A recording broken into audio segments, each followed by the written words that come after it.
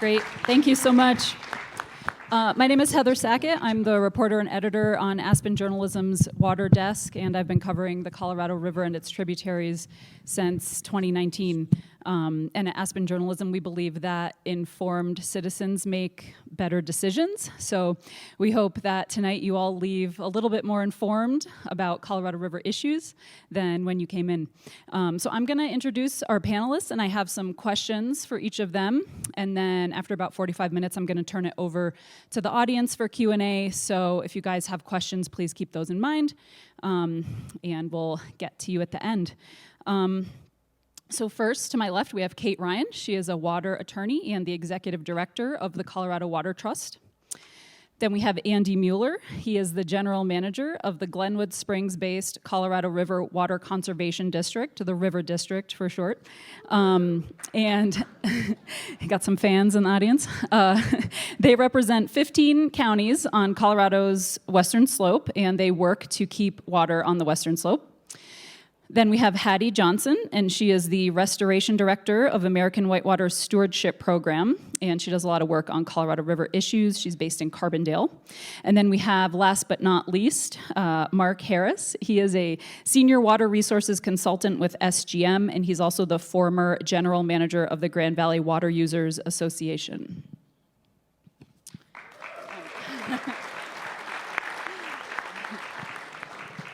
So, the Colorado River. Been in the news a lot. What we have basically is your very basic supply and demand problem. There's too many demands on the river, and there's not enough water in the river. And yeah, that's basically as simply as you can put it. There's the end. But the history of water management in the West has really been moving water around from where it's not currently needed to where it is needed. And so an example of that is with reservoirs. So we collect all of the spring runoff and we hold it in a reservoir to be released downstream later for when it's needed. And one of the new ways that we're moving water around is with the Colorado Water Trust programs. And just to plug Aspen Journalism reporting for a minute, a local example of one of those programs is a agreement with a rancher on the Crystal River named Bill Fales. A lot of you guys probably know him. He's doing a non-diversion agreement with the Water Trust where he gets paid to leave water in the river at certain times of year when the river is really low. And that's a totally voluntary program, and he only does it when he doesn't need the water himself. And that is for the benefit of the environment. So that's one example. But I'm going to now turn it over to Kate, and she's going to give us some examples of the Water Trust's programs and how they can work to keep water in the river. Thanks, Heather. I'm going to start by going back over a century, so I'm sorry for that. It won't take that long, I promise.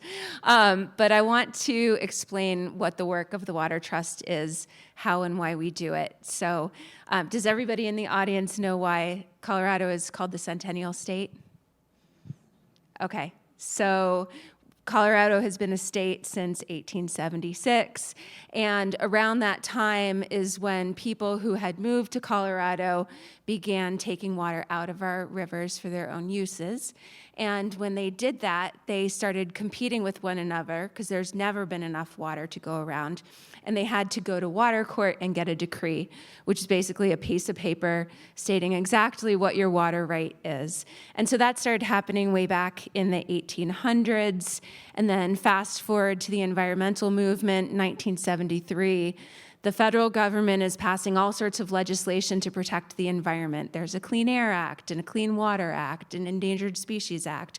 And Colorado looks around and says, wait a second, we have had a system in place for using water and taking out water from our rivers for over 100 years.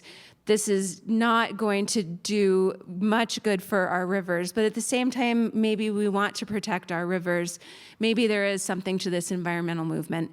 And so we all of a sudden got what was called in-stream flow water rights, which is when the state of Colorado can go and appropriate its own water right for in-stream flow uses. And that just means defining 2 different points on a river and keeping a certain amount of water in that river. And that in-stream flow program is just like any other water rights. The state has to go to court and get a decree saying what it can do. But that program was super, super late to the table. By 1900, most of our water in all of our rivers was already appropriated. And so the state was able to make a bunch of junior in-stream flow appropriations in the mountains and on smaller rivers and streams. They've been branching out over time, but still that program is really, really late to the table. And so in a lot of places where, like Heather said, we're moving water around. If we're not moving water from place to place, there's a lot of streams and rivers that literally just dry up entirely, particularly in the late summer after snow is melted and there's not a whole lot more going down the river if we're not diverting it from a reservoir into a river. And so that's where the Colorado Water Trust comes in. So this in-stream flow program, it's great in a lot of places, but it's super late to the table, doesn't work on a lot of streams and rivers particularly well.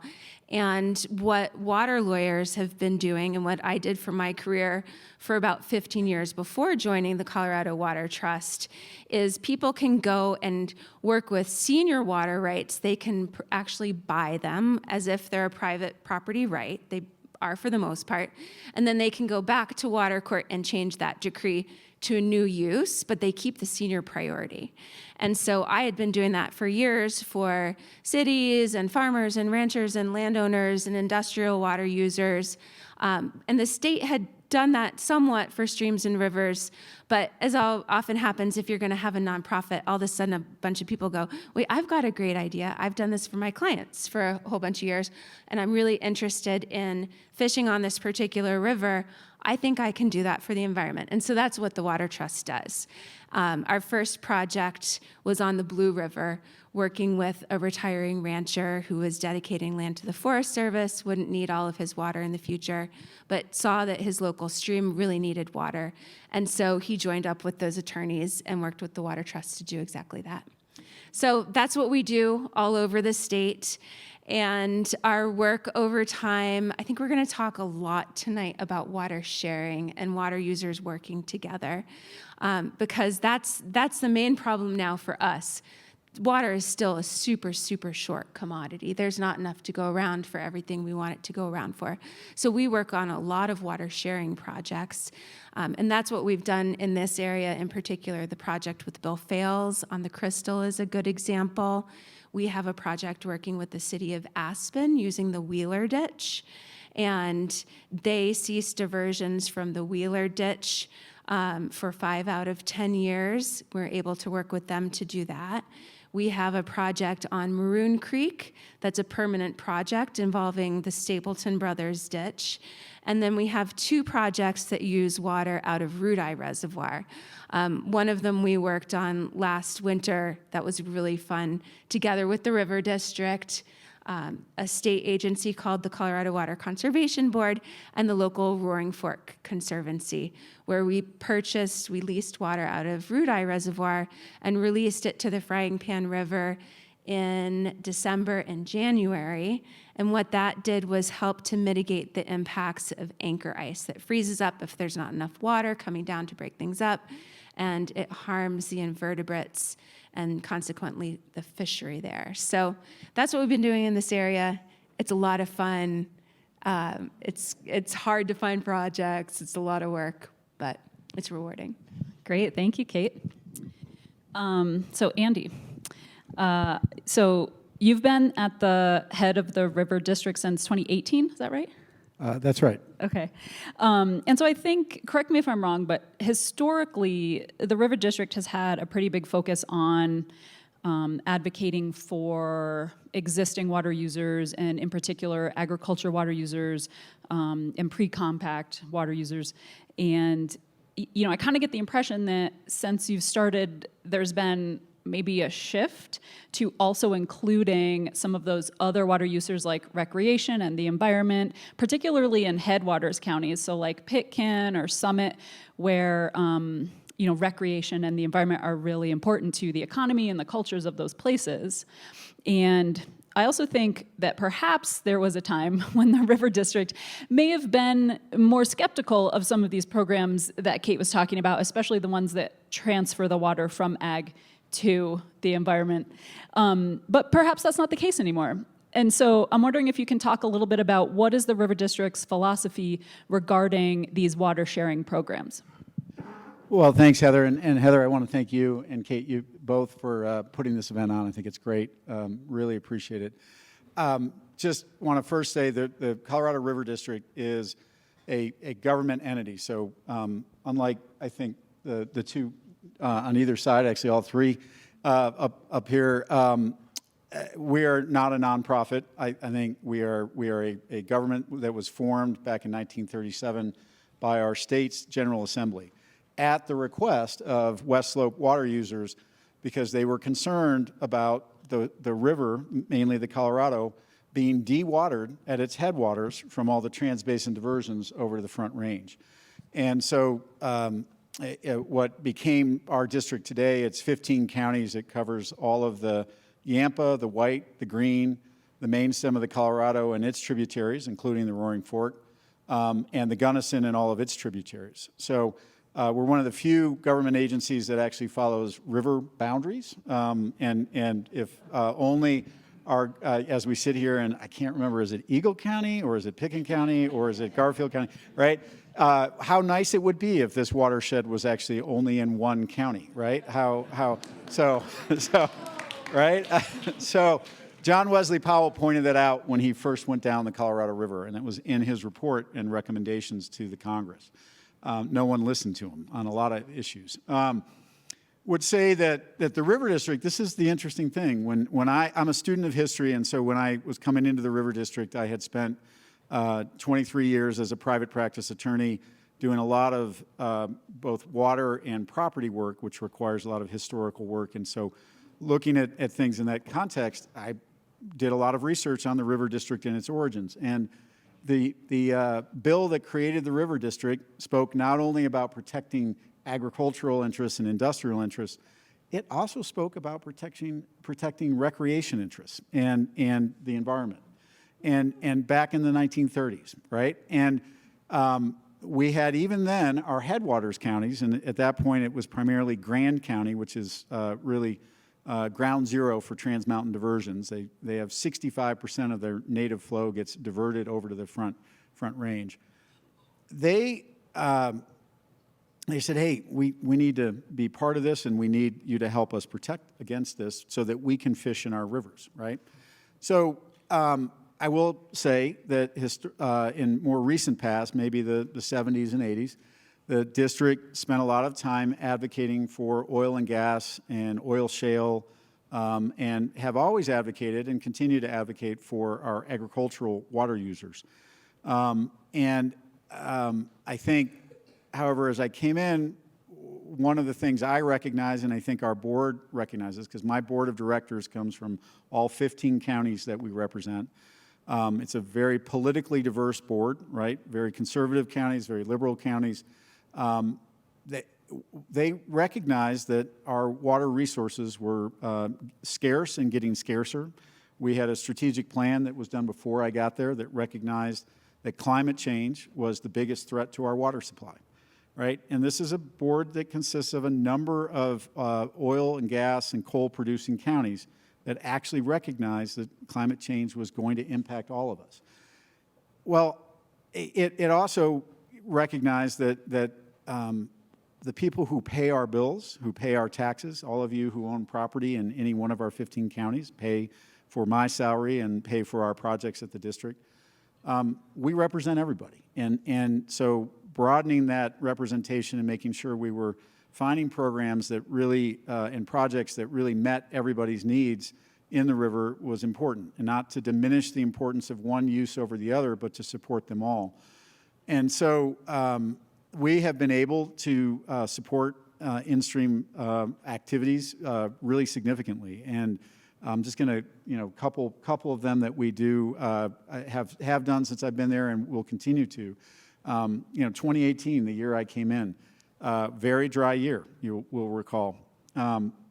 We had great concerns about rising temperatures in the Roaring Fork, and one of my board members, who was not exactly a flaming liberal out of Garfield County, came to me and said, "Andy, we need to dump water from Rudai that we own into the frying pan and down to the Roaring Fork so we can bring temperatures down."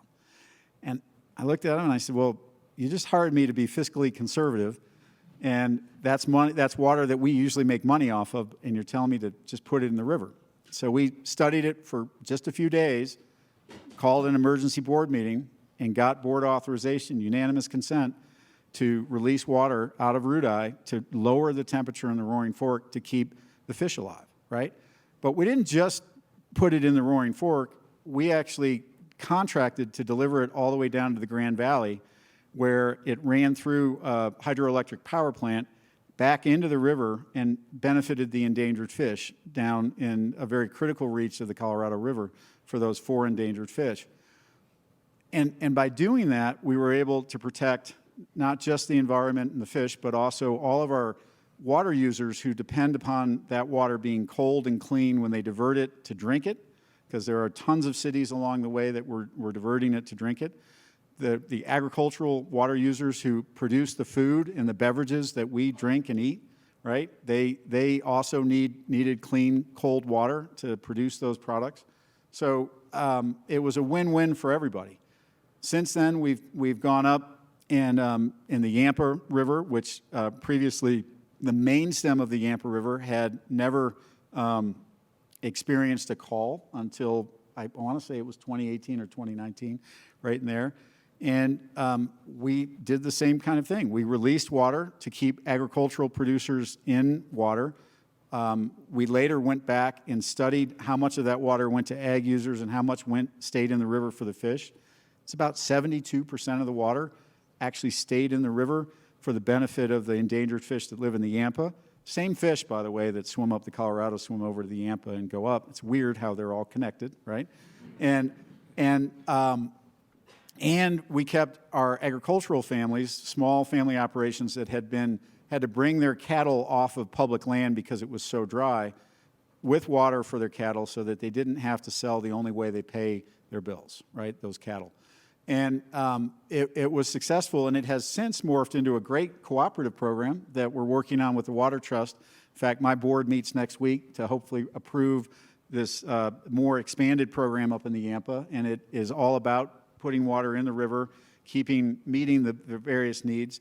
Really exciting, right? Both of those projects were done with water that was originally intended for oil and gas or oil shale development, right? That's what caused us to pay to build those reservoirs, to be able to have that water on hand, and why we even own the water in Rudai, for instance. The final one I'll just mention is a big project that we're working on right now. It's been in the news quite a bit. Heather's written some good articles about it. Shoshone Power Plant in Glenwood Canyon, right? It's been a workhorse on the Colorado River. It's a non-consumptive hydroelectric power plant. It diverts water into a penstock right at the Hanging Lake exit and runs for 2.4 miles through the giant tunnel that I've recently been in, and down through some penstocks, through the power plant, and back into the river. It was built in 1902, and it predates the Federal Energy and Regulatory Commission, so it's not licensed. It predates the Public Utilities Commission, so it's a legacy asset, meaning that it's their shareholders' property. It has been privately owned this entire time, but the benefits of having that really senior non-consumptive water right to the entire stretch of the main stem of the Colorado River means that we have boatable, fishable water up above it, right through Glenwood Canyon, down below, all the way down to the state line. We have water that's available for recreation, but we also have water after Glenwood Canyon that's available for junior agricultural water users, It provides clean, cold water for over 6 different cities that are between Glenwood Springs and Fruita. It also provides very important flows for the endangered fish down in the 15-mile reach, which is in Grand Junction.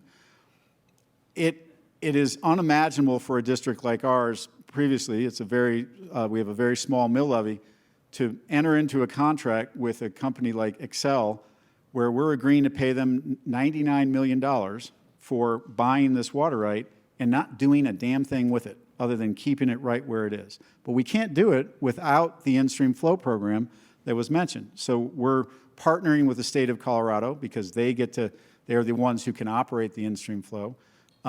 We're modeling it off of some of the work that the Water Trust has done with the Water Conservation Board. We had questions about whether what we were doing was unprecedented or unusual. The legal agreements had been worked out by the Water Trust previously. We use those as models. It is only unprecedented in its size, right? It's 1,408 cubic feet per second. It's a huge amount of water. And it's what sustains life on the Colorado River main stem. And it actually provides huge benefits due to the archaic water laws we have up the Roaring Fork Valley as well. It provides water security for everybody here in this valley as well. And so it's a really exciting time, and it's one of those where you could say that we're doing it for the environment, and that would be right. You could say we're doing it for recreation. I happen to be a whitewater rafter, former kayaker when my hips allowed me to sit in the kayaks. You know, I love the river. I'm a fly fisherman, but we're also helping agriculture. We're also helping our cities, and everybody's going to come out winning. And it's a really exciting thing, because if the power plant goes away without the in-stream flow in place, what that means is there is a whole large, loud sucking noise that brings the water east to the growing metropolitan area.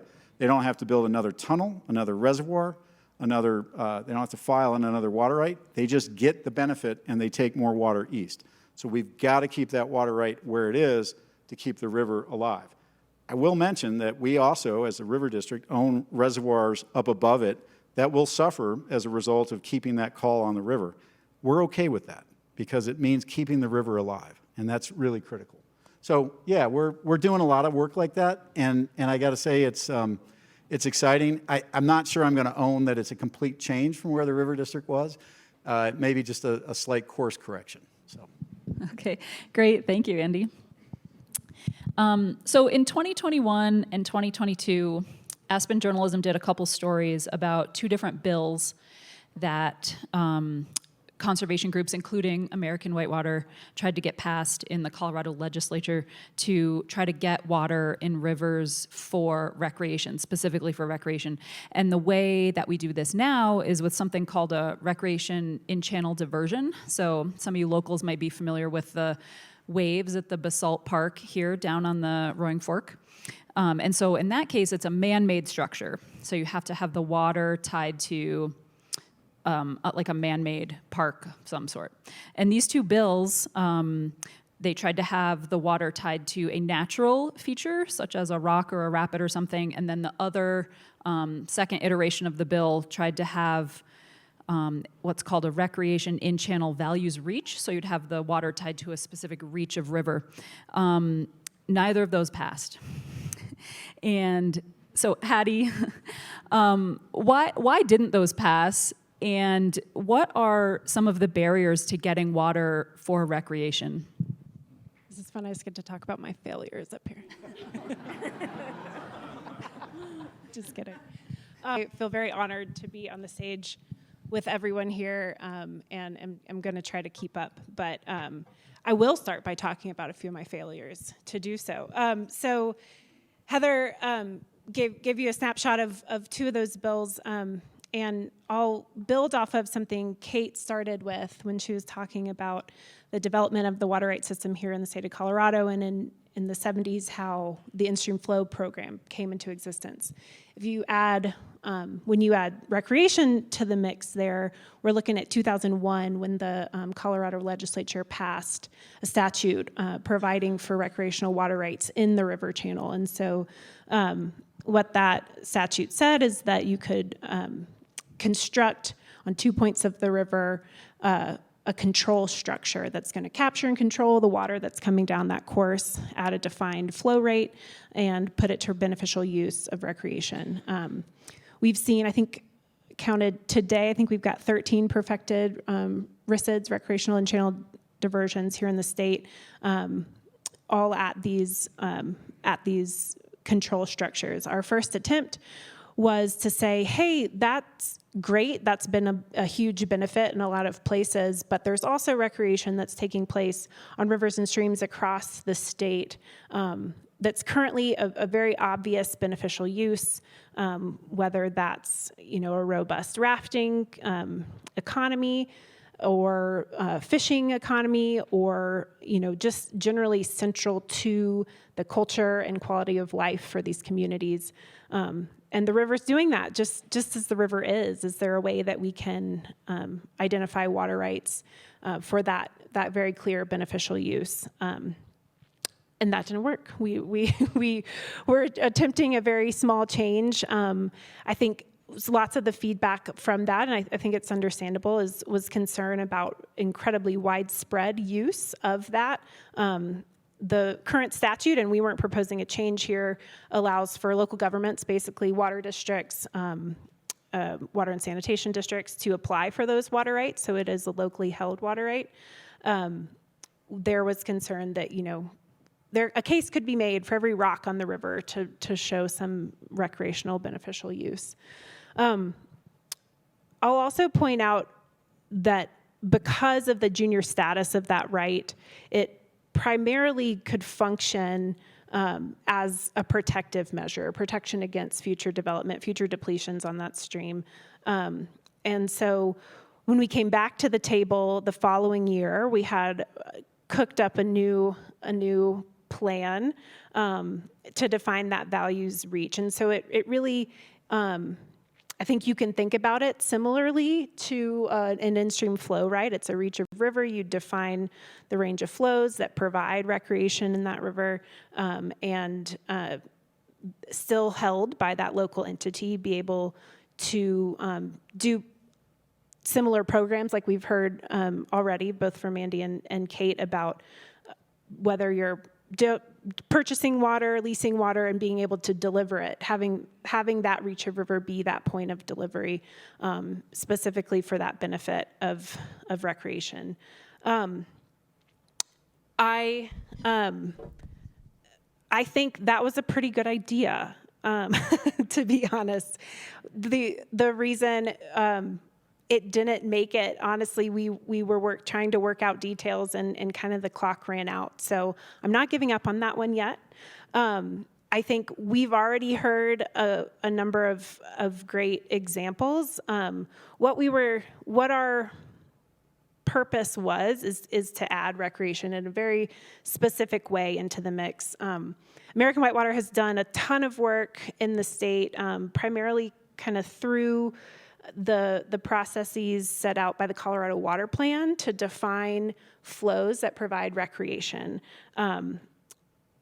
That being said, there's the definition of recreation can be pretty far and wide. I work for an organization called American Whitewater, so that definitely has connotations of the amazing kayaking Andy used to do, and the whitewater rafting and the extreme things. So let me see, who here would say you're a recreationist? You like to boat, raft, kayak, stand-up paddleboard. Okay, keep your hands up. About fishing. Folks like to fish, any anglers out there? What about just walking along a flowing river and bringing your kids and dogs down? Yeah. I don't think anybody has their hand down still. So there's a lot of ways to think about what recreation is, what recreation could be, and what we have kind of continued to do is make sure that while we are talking about flows for the environment, we're linking that to people and how people are benefiting from that as well. And so through this work with the with the Colorado Water Plan, we are continuing to define those flows, identify where are these important places, whether it's an incredibly robust rafting economy like we have here in the Roaring Fork, or how they have on the Arkansas with the Roaring Fork's water, or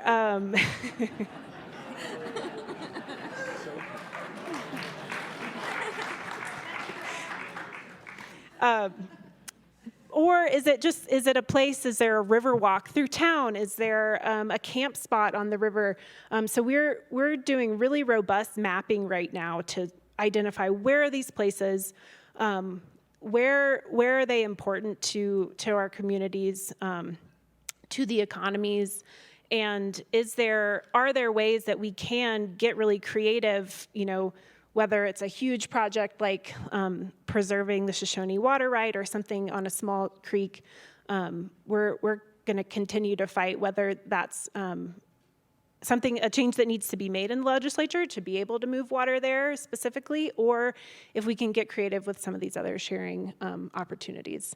So that's kind of the high level of those legislative interests, but I would say they were like first two swings at the bat, and we're going to keep swinging. Great, thank you, Hattie.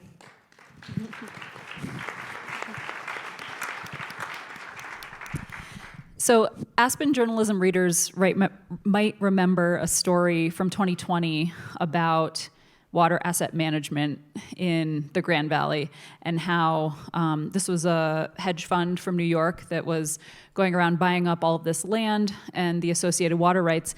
And a lot of that was happening in the Grand Valley Water Users Association boundaries. And at that time, Mark Harris was the general manager, so he's very familiar with that issue. And so the question I have for you, Mark, is, so when we're talking about balancing water uses and the needs for water and some of these water sharing agreements, does it require agricultural water users to give up something or sacrifice something? Well, I'm not an attorney, but I know when it's time not to answer a question directly. I thought you were going to say I'm not an attorney, but I'm going to play one. You're a recovering attorney. I just want, before I answer that, and I will, and I am a big supporter of a free press. I was not always forthcoming with Heather on certain things, and that's part of the complication. It's not wrong. So when she comes right down in the office with donuts, you feel like, okay, I give up. What do you need to know? But I wanted to add my thanks to you for putting all this together, Kate and Heather, and to all of you for coming. And after being a water manager all these last few years, and Andy may feel the same way, I'm a little nervous when I really can't see the audience and be prepared for what you may be wanting to throw. So it looks like a friendly crowd, so we'll forge ahead. Well, Heather, I think that what I'm in thinking about how we achieve this balance, there is, I think, the feeling amongst a lot of people that if we're thinking about the balance of these many, many needs, we have agriculture on one side, we have all of the other needs, all of the non-ag needs on the other, and somehow this scale sits a little like this. And what I'm suggesting is that the first thing that we need to do to protect senior water rights, and in some cases junior water rights as well, is to make sure that we take a little more nuanced approach to valuing the benefit that existing ag water brings to those other water needs now. That before we think about sacrificing agricultural water rights to supplement all of these other worthy needs, is we need to make sure that we do it right. There's still a lot of confusion on exactly how much ag water is used, where it goes, for what purposes, and those kinds of things. That's a big part of the science part of let's trust the science. Now, there could be places where maybe that's the case. People will say, well, surely ag's got so much water, can't we certainly ask for some sacrifice to do other things? Maybe so. I honestly don't know. Having a board of 11, as Andy has a board of 15, we know we don't know anything anymore. And maybe they do exist. But I do know that if we're going to think about how agriculture can do its part in satisfying all of these other needs, we have to make sure that we understand what ag is doing currently. And many of these shared activities that we're talking about tonight are built around ag water that's in the system. So does it have to be sacrificed? Does it have to be given up? There's going to be times and places where that may be an appropriate request to investigate, but before any water from anybody should be sacrificed, even under a temporary voluntary compensated perspective, is it needs to be locally driven, it needs to be locally designed, and it needs to benefit the interests of primarily those folks who may be making that sacrifice. There's going to be times you're going to be at the end of the ditch, and you're going to have, it's going to be tough, and that doesn't have anything necessarily to do with your water right. So if we can recognize the importance that currently, the benefits that currently ag water provides to endangered species, all of the 15-mile reach that Andy and others were talking about, at the water users and in the Grand Valley combined, 55,000 acre-feet a year of foregone diversion for the benefit of the fish, built around agricultural operations and infrastructure, keeps water in that river. I'm going to leave for others, and Andy does a good job of talking about the benefits of agriculture for food and fiber, but I'm suggesting that there's an even more nuanced perspective, and we've got lots of friends and neighbors in addition to Andy that will make that case. But all of these other things that agriculture does, we need to make sure we understand that. ESA protection, stream flow management. Sometimes we end up on opposite sides of the discussion on legislation to make sure that those agricultural flows are used appropriately for other purposes.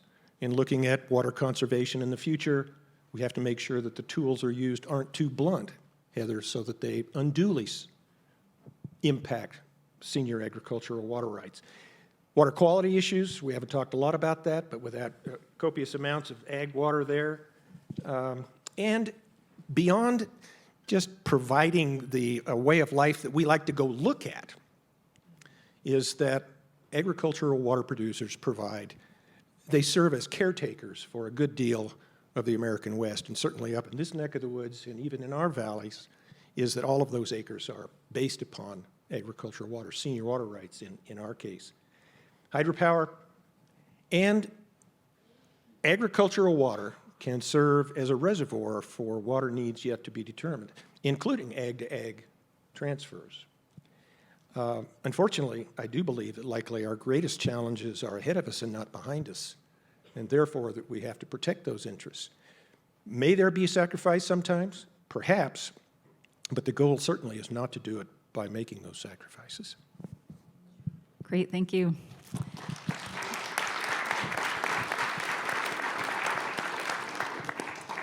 So I'm going to throw out a question now for anyone who's brave enough to answer it.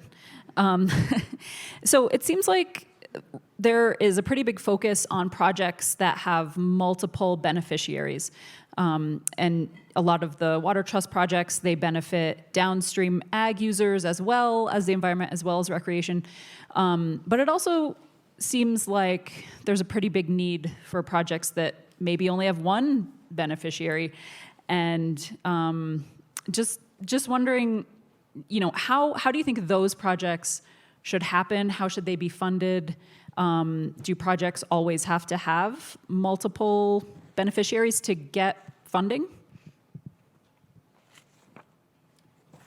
I'll take a quick stab at it, is that we in the Grand Valley and at the Grand Valley water users have had some luxuries that others haven't had. The things that we do well have multiple beneficiaries. The 15-mile reach being a primary example. Salinity improvements, we've got most water organizations on the West Slope and throughout a good deal of the West are jealous of the improvements that have been made to our systems. And those all were based upon the fact that those benefits could be monetized by others. It is really tough if you got to build a bridge across a canal and you're on your own totally. I'd say that one of the happy developments has been the River District's ability to fund some of those projects that are single source benefits. I'd suggest Andy maybe tackle a little bit of that. Well, Heather, I think maybe to clarify, there are projects that have multiple beneficiaries, so it could be multiple water users, or multiple benefits that could be agriculture, the environment, industry, the cities. And so I would say that the River District actually has a policy. Our board is a policy level governance board, so they pass policies, and I'm charged with hiring the right people to enact those policies, implement those policies. And so we say, hey, look, we are going to support projects.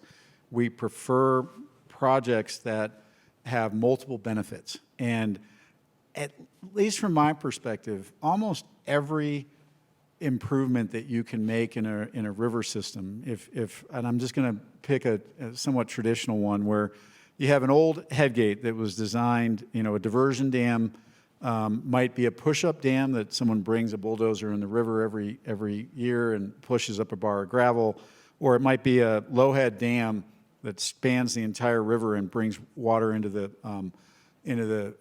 ditch. If we improve that diversion structure and line that canal that it brings water into, we can benefit that individual farmer or rancher and help them save their labor costs and their efficiency on their farm. But they're not the sole beneficiary. And you could look at that project and say, wow, that's a lot of public money you're spending on these ranchers. But the reality is, Hattie is, if we design it right, is going to be able to boat past the new diversion structure without fear of dying. And since Hattie's got a couple of really cute young kids, we don't want Hattie to die. She didn't have the kids, I don't know, but, no. Well, that's quite a bar, yes.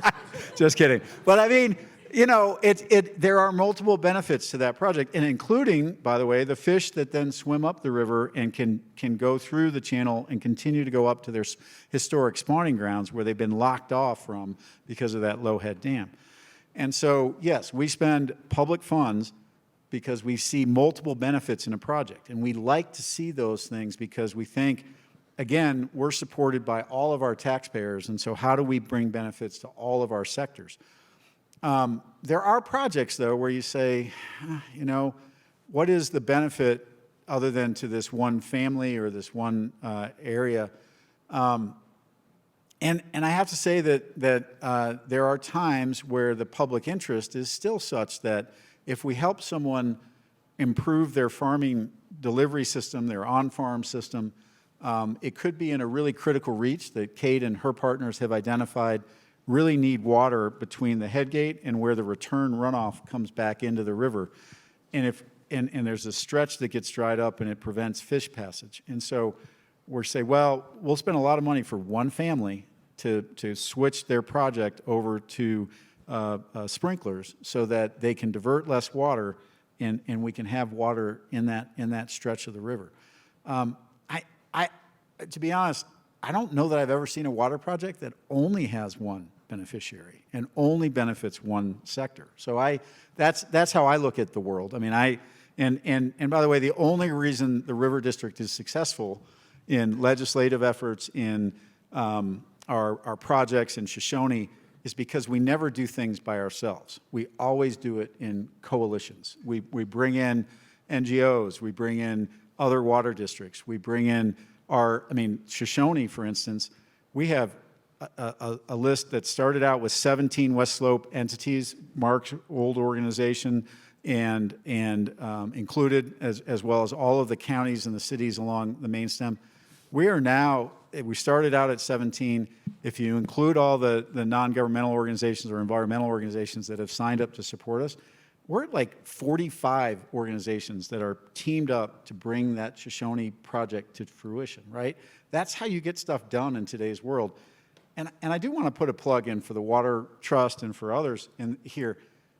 Water is the one place that in today's world we can all actually get along, right? We can, instead of that nasty partisan politics, we get a bunch of water people in the room, and they may be very red Republicans or blue Democrats, but they're going to agree on water issues for the most part. And they're going to have civil conversations, and they're going to support one another. And it's really, that's how you do it, I think. I'd love to add a little bit more on the water sharing theme and how we work with agricultural producers as well, because I just think it's so amazing when you're in a place like the Roaring Fork Valley to look around and know where water's going, and not just in the rivers where you see it, but the Crystal is a great example. And this is why we partner with agricultural water users on water sharing projects often. So if you think about the Crystal River, again, it's the same story with a lot of our Colorado rivers. Nice big snowpack, we hope, in the winter and spring. It runs off and it rushes down the rivers, and the rivers look pretty good for a while. And we have agricultural producers at that time diverting water starting in April or May and putting it on their fields. And a lot of that water sinks into the ground. And so I just think it's amazing to think about when you're driving by these fields and you see them and you know what's going on. That water often takes a month to get back to the river. It naturally migrates through the ground back to the river. And so if we didn't have agriculture, what would happen on a river like the Crystal, great big rushing river in the spring, and then by August, it would be dry. You wouldn't have any water in it at all. So agriculture helps to put water in the river.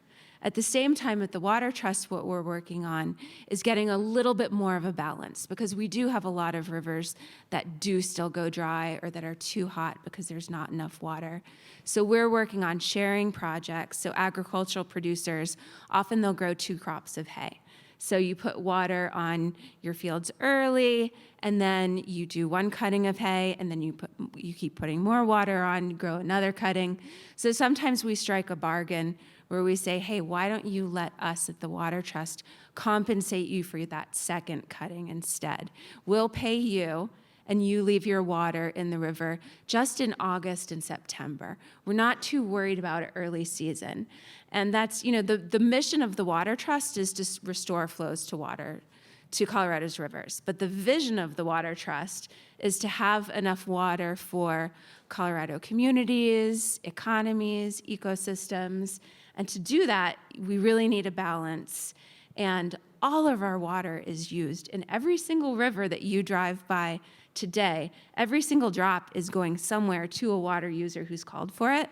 And so we can figure out ways to share the water better to optimize agriculture, in-stream flows, recreation, all of it. But it takes a lot of figuring out together. And sorry for the mic drop. Well, I think are we running short on time? Who's in charge here? Well, I would like to give the audience an opportunity to ask some questions, so I think maybe we'll go to audience Q&A. So raise your hand, and then we have a mic that can be brought to you. How about right down here? Hello. Great job, guys. Thanks for standing up there and being brave. My question involves what interest and, I guess, role do you all see soil health playing in this whole water use conversation? Species diversity, both on agricultural areas as well as wildlands. And just interested in your perspective on the importance of soil health, reducing overgrazing, regenerative agriculture. I'll take a stab at that. Is that obviously for farmers and ranchers, soil health is extremely important. Soil health is kind of what's in the eye of the beholder in some regards. And so I think it's important to remember that soil health is one part of an overall approach to the use of any acre of land, is that it's got to be sustainable economically, socially, and environmentally to that operator. And sometimes soil health is a prime driver in that. If you're looking at various kinds of, and I don't want to use the wrong current language on water conservation measures, but water conservation in some cases, as Kate has pointed out, is that some improvements in soil health in some places might be of great value to others. Now, soil health has a role, but soil health itself is not necessarily the ultimate goal for many farmers, is that that's got to be a component that works for the overall profitability and sustainability of that operation is kind of our nuts and bolts approach. Yeah, I would say soil health is critical to sustain the biodiversity of an area, both on the terrestrial properties in the riparian areas.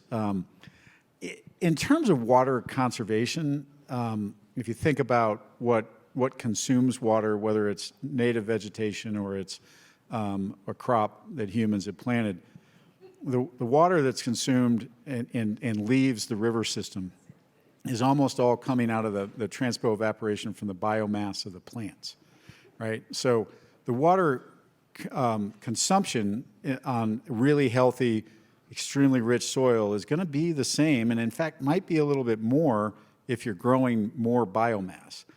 Does that make it bad to have soil health because you're consuming more water? Well, not from my perspective, but it's inherently, good, healthy soil locks up the water. It keeps that water at the surface level in the root zone. It keeps that soil nutrient rich and able to grow and plants again, both native and human planted. I just don't know that it's not necessarily, at least the science that I've seen, and we will just say, to be clear, I have a number of scientists and engineers who either work directly for us or we contract with, and so we've done a lot of work on a number of different issues: soil moisture, soil health, soil, what can we do to conserve water? Because we're looking in every sector to reduce our water consumption so that we can all continue to live out here in this arid West and thrive.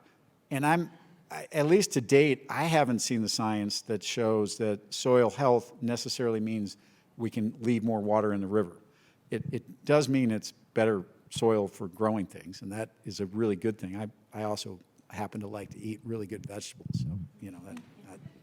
And I just wanted to jump on one thing, because you also mentioned wildlands, and I think that's something, we've been talking a lot about, like, the human use of water, and a lot of the structure of our societies we've built have depended on those wildlands being intact, being healthy, protecting us from large wildfires. There's a lot of there's a lot of those beneficial uses that we get from those places, and as we talk about whether it's water or land conservation, I think important in that mix as we move forward is how are we ensuring those places, those wildlands, can remain that way and provide those important services that we get as humans as we move into how do we kind of cut the cake and share it.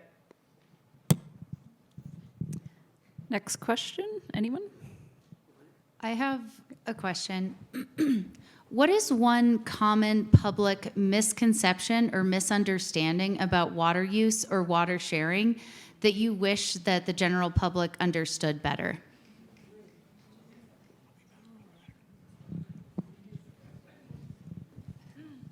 I have an idea. Am I allowed to answer? Okay. I guess it's the difference between consumptive and non-consumptive. So, like, when you're just a regular person and you're going about your day and you're thinking, oh, I hear all this stuff about the Colorado River and I really want to help somehow, and so I'm going to reduce my water use, and so I'm going to turn off the water when I brush my teeth, and I'm not going to take long showers, or I'm going to reduce my water use indoors. And if you are on the western slope and if you're on a municipal water system with a wastewater treatment plant and all that, that's not going to do much because it's non-consumptive, essentially. You're using the water comes into your home, you wash your hands, it goes down the drain, it gets cleaned, it goes back to the river. So it's not really consumptive. And if you want to reduce your water use, it's going to be outdoor watering. It's going to be like lawns and gardens. And I think that's something that when I hear people say like, oh, I'm gonna not use my dishwasher, or like I'm gonna turn off the tap when I brush my teeth. Yeah, that's kind of a misconception. And I agree with the water consumption effort on indoor use, but I would say you are saving energy and chemicals and a lot of effort if you can use less water in your house. Not water consumption, but I think that was Bailey who asked the question. I think the one that I've run into for years, and this comes from working with agricultural water users in the higher reaches of our valley, and Kate touched on this, and all of the valleys in the West Slope. When you, a lot of people drive by a flood irrigated field, and when you first move out to the west, if you're not originally from here, you move out as an adult, and you say, man, that looks like a real waste of water, right? Like that is just, we're in this arid climate, and here these people are just flooding their fields with water. That's ridiculous, right? Well, what a water right is in Colorado is a right to the amount that gets consumed, right? That doesn't return to the system. So one end of that system, one end of that concept is any water that's taken out of a basin of origin and moved to a different basin, as our water law allows and our Constitution here in our centennial state created back in 1876. So think about, I don't know, Denver Water's transport of water over to the South Platte. That is 100% consumptive to our river. If you look, on the other hand, at our farms and ranches that are in the upper reaches of our streams, they consume maybe 40 to 50% of the water growing that food or fiber, and the rest of it returns in a delayed return flow to the river, and really has resulted in something that we all find convenient, which is bigger riparian wetlands often, and for those of us who like to fish, actually longer trout fishing season. In fact, trout habitat that's bigger and broader than it was before Europeans settled this area. So there are benefits. Now, I will say, on the other hand, if you flood irrigate the Mancos Shale down in our lower basins, think about the Grand Junction area, think about the Gunnison, lower Gunnison. There you can leach salt and selenium into the river, which is really harmful to the native species and brings all sorts of contaminants. And so we've actually spent literally tens of millions of dollars, ours, the federal government, the state government, trying to reduce that deep percolation and runoff in areas that's really harmful. That's I guess the point is that all flood irrigation is not the same. All flood irrigation is not a waste of water, and it actually has some benefits that are hard to relate to. The other piece about irrigated ag is that I think it's an astounding number in the West. It's about today somewhere in the neighborhood of 67% of lands that migratory waterfowl use as they migrate are on private lands. They're not on the public lands. And that's because of the irrigated agriculture that exists. And part of the issue there is that we as a society have destroyed their native habitat, right? We've destroyed the waterfowl's wetlands and things. So they're now reliant on that irrigated ag. And as we dry up irrigated ag in an effort to put more water in the system, we actually are taking away habitat from very important migratory waterfowl. So there's a lot of misconceptions out there, I would say, but that's some of them. And I was going to say, I think maybe like the high-level philosophic view of what Andy just gave us some really good detailed examples of, but is, in my opinion, the biggest public misconception is that there is a boogeyman, there is a bad guy, there's one thing you can point to when use of water that has got us into the mess that we're in. And I think we've spent all night talking about water sharing agreements and how and multi beneficial projects as kind of the way out. And I think we often see in a lot of media around kind of the broader issue that there's there's the bad guy that we need to, get together and fight. And I think when you work on these projects, Mark mentioned earlier that, they require the local leadership to get completed. And when you're working on that local level, it doesn't have that, good versus evil vibe. Bailey, I think there's a lot of things that people do know already. There's a few things that we'd like particular individuals to recognize. But I think people over the last 10 years, certainly the last 5 years, people's awareness of the problems that are at hand is pretty obvious. If I had one thing that I would request, and one of the things that we've, in the agricultural community that we've tried to encourage people to do, is you don't have to have all the answers about what's going to happen down the road. You'll never have them. You're going to have to make decisions with less information than you'd like to have. But if I had one thing that I would encourage people to do in their organizations or their farms and ranches, is to initiate those tough internal conversations. Because without those getting started, you're not going to be prepared for any of the larger external conversations that are going to come your way. Those internal conversations are then going to find ways that you can support organizations that will be at the right table when the time comes. I won't be at that table. Andy will probably be there. Without us telling Andy at some point what our interests are, he won't know how to defend our interests. We know we're not going to get everything that we ask from Andy, but we know that without us participating and knowing what our constituents want from the River District, we can't get what we need. We may not get all we want, but we might get what we need. So initiate those conversations, support organizations that are going to benefit you in the future, and just assume that things will change. Do we have time for one more? How about let's make this the last one? Okay. Is that? I heard I heard a panelist make a comment, a corporation buying a ranch to gain the water rights. Do you buy, and that smacks of speculation to me, which I think has become an issue the last couple of years. I hope I'm wrong about that.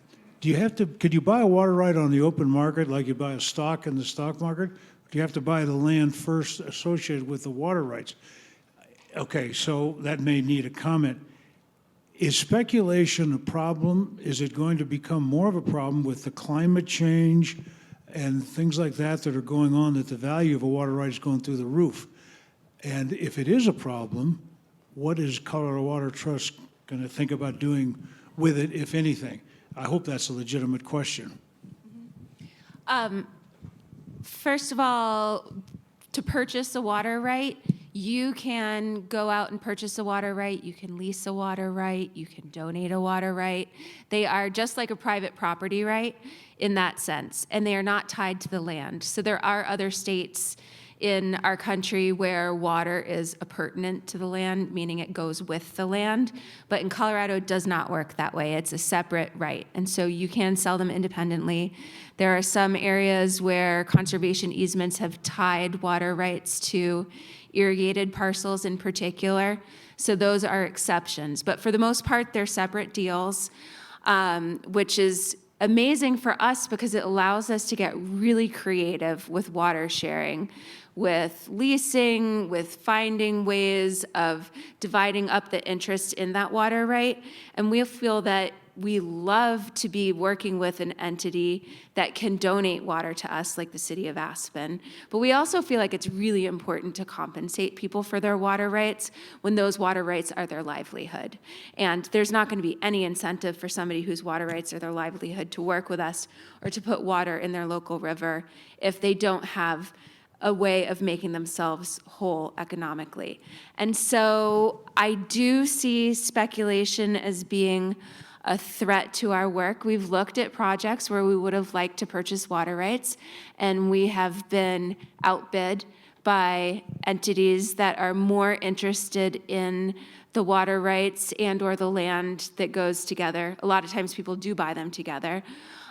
More interested in it for financial reasons, for future investment potential, as opposed to current use. And so it's absolutely something that happens. I wouldn't say it's rampant everywhere, and it's not illegal. There's something in Colorado called speculation that's illegal, that's a much more wonky water law kind of thing. And so the state put together a committee. I was on that committee. Were you on the committee? Peter was, our Peter general was. counsel at the Yeah. River District. Yeah. So we looked at speculation and wrote up a report on it. It's a threat. But the fact that water rights are a private property entity is something that allows us to work with them. And it's also fostered a lot of innovation in Colorado. That's why we got dinch companies on the Front Range, and they dug all the ditches that we have today. That was private companies too. So it's a real nuanced problem. Something that we're looking at right now is putting together water sharing agreements that will enable smaller agricultural producers to stay in production by being able to put conservation easements and water sharing agreements on their land so that they can optimize their operations as well. So it's a real problem, but it's not like a big, horrible specter either. But you've actually worked with it a lot in the Grand Couple of Valley, things Mark. that we probably should mention is there is a caveat to water law and the rights that those of us who are involved with reclamation projects, the water is appurtenant to the land. So when you buy property, you get a water right. Now that water is decreed for a particular use, and that adds some complexity, is that under our system, you cannot simply go out and contract with Kate or with Andy or with anybody unilaterally and say, okay, we're going to conserve water, we're not going to use it, everything, it may be for good purposes, but it cannot happen that way without the approval of the organization. We've got 8 pages of guidelines that show what might be an appropriate use of that. But you've got extremely complicated issues on what you do. Creating conserved consumptive use is not that difficult. There's many ways to do it appropriately, some bad ways to do it. But the question is, so what? How do you get it to those needs where it's needed? So speculation is indeed a big challenge. I had a water-using friend of mine the other day. He said, well, don't forget the elephant in the room, Mark, it's money. All of these things are wrapped up with money. And the River District has attempted to try to find, sometimes alone, but sometimes has tried to find a way that respects the property rights, and I won't even attempt to say the kind of water right that water actually is, because it gets really nasty there in a hurry. But to find a way to balance this thing so that it's not good guys against bad guys, because many of the bad guys are going to be farmers and ranchers, purely from a conservation perspective, that they may want to capitalize on their assets in ways that are just as damaging as Wall Street is. And that is a challenge. And it's a challenge for water organizations, and it's a challenge for folks like Peter and for Andy, is that it is a delicate balance. There are many bitter pills about what we can and cannot do with our water that agriculture is going to have to swallow sometime. And that's a topic for another day. Well, now I can just maybe talk about there, Kate referenced our state's doctrine of anti-speculation, and that's been around for quite some time. And it basically means you can't hoard a bunch of water if you don't have a use for it, a foreseeable use for it. So there was a case back in 1979 at the Supreme Court. It was actually the Colorado River District, our district, challenged an out-of-state speculator who was hoarding water in something called the Vidler Tunnel. That gentleman is a frequent visitor to Aspen, and he is also the founding partner of a company called Water Asset Management that is now the single largest shareholder in Mark's old water company in the Grand Valley. So it's a new kind of speculation. It's not just hoarding the water right to sell it to a city someday when you can make more money. It's buying water close to the border where Grand Valley is, and hoping one day that the water markets, whether paid for by the federal government, the state government, or perhaps the state of Arizona or water users down in Arizona or California, where you can actually get paid to not use your water, right? So you have a right to use your water. That's our property right, and Mark was alluding to that. You have a right to use it for a very specific purpose, but you don't. It's not your property. It's not like a piece of real estate that you get to own and exclude everybody else from. But it's a right to use a public resource, which is water, and then once you're done using it, everything else gets returned to the river. And in this situation, what we're seeing is there's talk about a federal market developing, our federal government paying people to not use water because we're so water short, and sending that water down river outside of our state to other water users who want to use that water. And the idea of paying someone not to use water is kind of the new speculation, right? And so Wall Street does see a market opportunity there where they can get paid, they can make their investors a bunch of money, is what they hope, and send that money out of the community. A rancher, a farmer, generally returns most of the money they earn in the use of that water to the local community. An investor from outside sends the money they earn somewhere else. And once that water leaves the community, it's like watching your future float down the river, because you can't, it's really hard to envision a future of a community without water, right? You need a certain building blocks, and water is the most essential one of them. And so the idea that we would create a market that would incentivize behavior to take water out of communities and send it to another location sounds good on the global scale, on the macro scale, because we need to look at this. But it also has the potential to create huge losers in small communities like those throughout western Colorado. And I could talk about this for hours, but I would just say, in order to save you, and knowing that there's a bar out there that many of you want to patronize, I just want to say that, like, it is of great concern to us.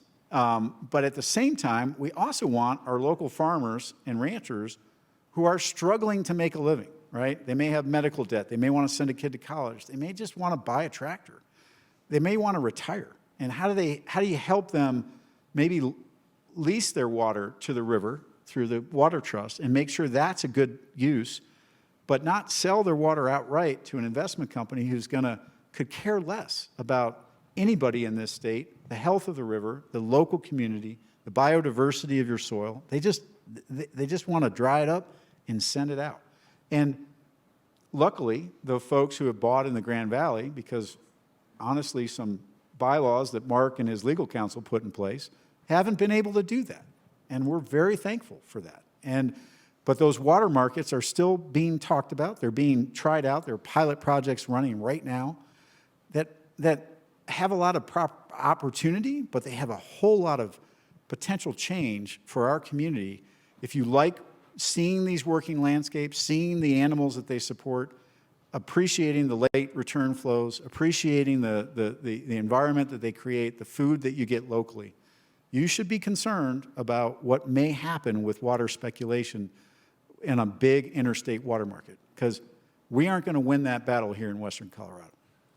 We are not a big player when it comes to LA and Phoenix and Tucson and Las Vegas and Salt Lake City and Denver. We will lose if we let those laws change. So.